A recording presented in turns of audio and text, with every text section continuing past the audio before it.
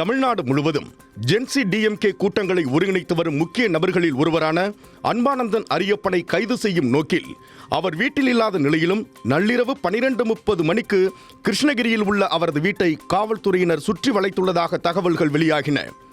நள்ளிரவு 12:30 மணிக்கு வீடு தேடி போக வேண்டிய அவசியம் என்ன? என்ன குற்றம்? என்ன வழக்கு என்று வன்மையான கண்டனங்கள் எழுந்து வரும் நிலையில் காவல்துறையின் இந்த நடவடிக்கைக்கான காரணம் வெளியாகி உள்ளது.